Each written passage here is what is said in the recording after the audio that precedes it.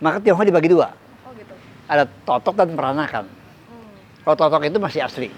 Misalnya, saya itu datang Totok dari Tiongkok, orang Hakka. Di sini ada saudara saya, dan saya menikah dengan orang Hakka itu masih Totok. Kecuali saya menikah dengan kamu gitu.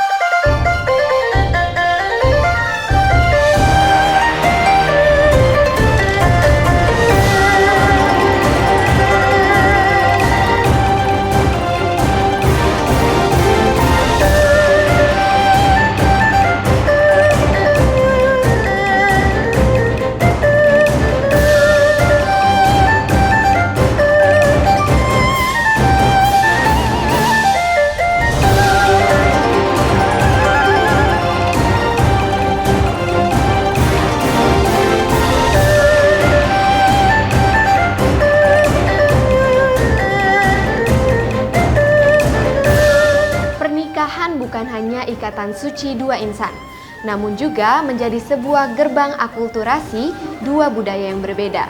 Dalam tradisi masyarakat Cina Benteng, upacara pernikahan biasanya diiringi dengan adat Ciotao.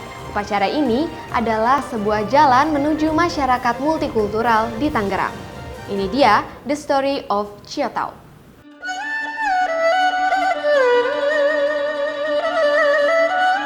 Menurut sejarah, orang Tionghoa sudah menyebar ke seluruh Asia Tenggara jauh sebelum kedatangan orang Eropa.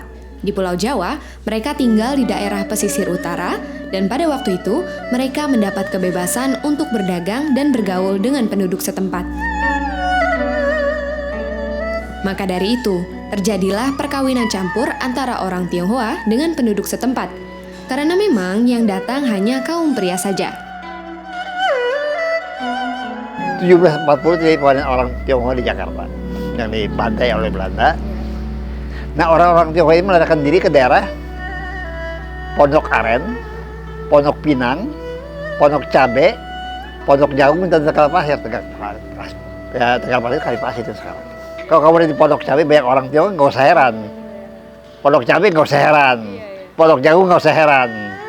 Karena mereka pelarian.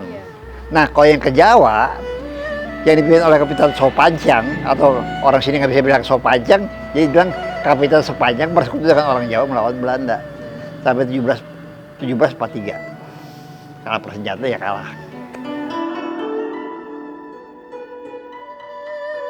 Bila mana seorang laki-laki Tionghoa menikah dengan perempuan setempat, maka setelah beberapa generasi, keturunannya tidak dapat lagi dibedakan dengan penduduk asli. Raut muka, cara berpakaian, ataupun tingkah lakunya menjadi mirip dengan penduduk setempat. Dengan kata lain, keturunan Tionghoa pada waktu itu lebih cepat dan lebih banyak membaur dengan penduduk asli.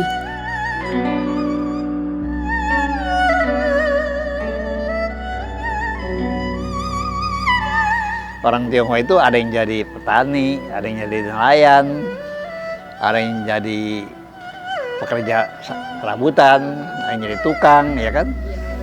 Maka mereka itu mawas diri lah hidupnya. Misalnya dia dapat 1000 perak, paling dia pakai paling banter 200 perak.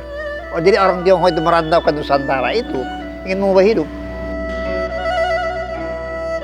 Ketika pada 1602, Verenigde Oost-Indische Company atau VOC didirikan dan memulai kolonisasi mereka.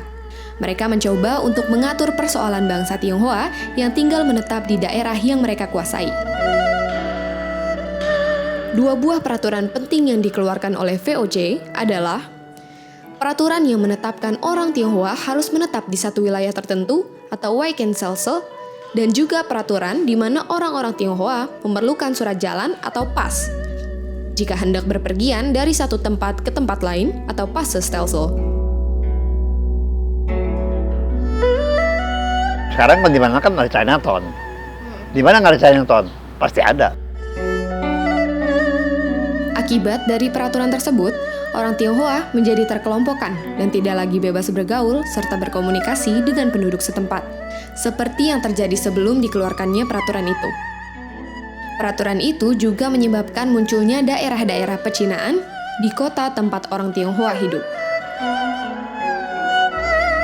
Bahwa Tionghoa Wekon di sini berdiri 1904. 1905 baru ada sekolah Tionghoa di sini. Sampai tahun 1959, PP 10. Dengan sendirinya, perkawinan antara keluarga Tionghoa semakin bertambah.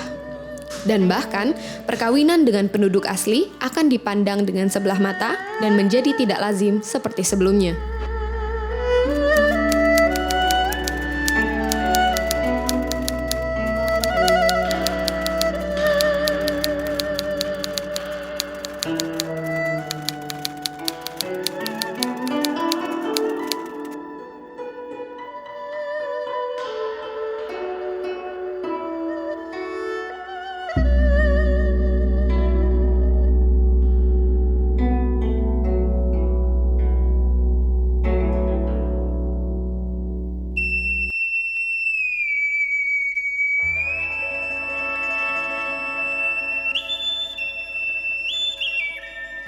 Anak Arifin Siregar, bekas mantan BI, kawin dengan si Indah, namanya si Ananda, kawin dengan Indah. Dia mau Ciotau, dia bilang Ciotau boleh, tapi kan nggak mungkin bisa secara agamis, secara budaya is okay kata dia. Udah, begitu dia Ciotau, jadi sisiran pertama, misalnya sisiran pertama, pernikahan ini dari awal sampai akhir. Sisiran kedua itu supaya mempunyai keturunan yang berguna untuk masyarakat. Nah, sisiran ketiga itu bahagia selamanya. Walaupun sudah 600 tahun tinggal di kawasan tepi Sungai Cisadane, masyarakat Tionghoa Benteng tetap mempertahankan tradisi Ciotau. Tradisi itu dibawa nenek moyang mereka yang berasal dari suku Manchu. Dalam kultur masyarakat Cina Benteng, Ciotau dianggap sakral sejak dahulu. Ciotau adalah upacara pernikahan. Ketika mengawalinya, kedua orang tua terlebih dahulu memanjatkan doa sebagai penghormatan dan mohon restu kepada Tian atau Tuhan dan juga pada leluhur.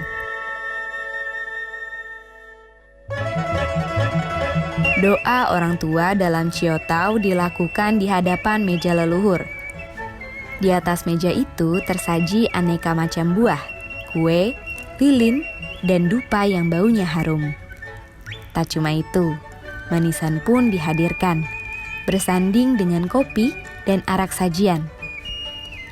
Itu semua ditujukan untuk arwah para leluhur. Menurut kultur Tionghoa, dalam bahasa Hokkien, Ciotau berarti menyisir rambut. Dalam tradisi Manchu, ritual menyisir itu adalah simbolisasi alih masa anak-anak menjadi manusia yang seutuhnya dewasa. Ciotau juga kerap disebut pernikahan ala tradisi Manchu.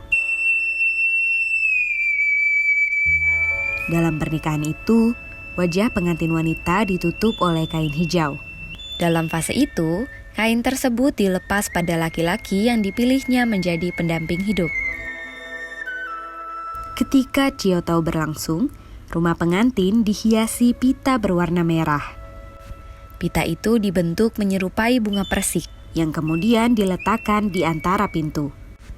Pada kertas merah itu, tulisan Fu disematkan. Fu bermakna kebahagiaan.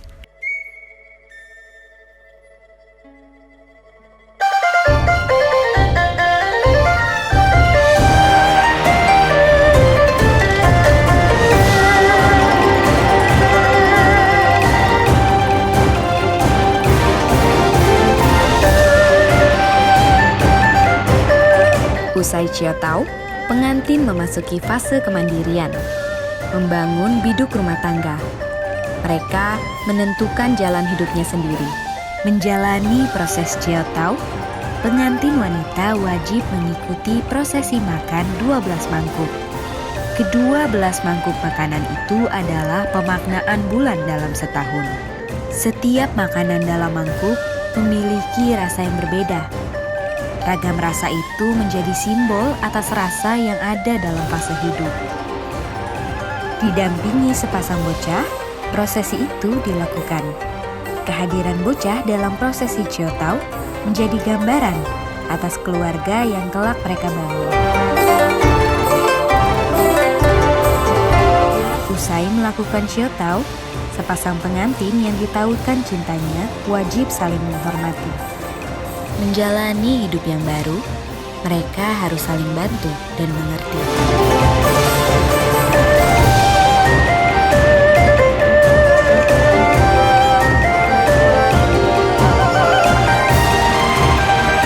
Xiao te chung xin.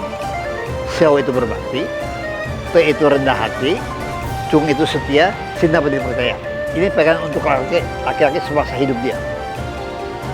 Perempuan, li, mengerti kesusilaan, tata krama sopan santun. I, mengerti kebenaran keajaran kewajiban sebagai ibu rumah tangga. Lien, suci hati, tinya tita malu. Empat perempuan, hidup kami pasti bahagia.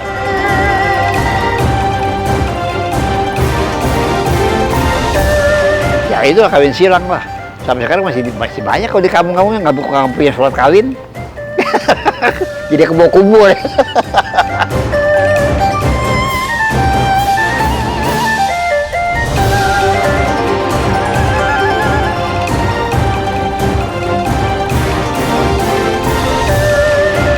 Terkadang, arti cinta adalah melepaskan saat kamu ingin memegang lebih erat. Ibarat hati yang telah tertambat di dalam dermaga cinta. Seperti itulah masyarakat keturunan Tionghoa di Indonesia dengan politik pecah belah bangsa Belanda. Menjadikan mereka tulus mencintai Nusantara meskipun diterpa angin dan ombak yang berusaha menjatuhkan mereka dari perahu kesetiaan.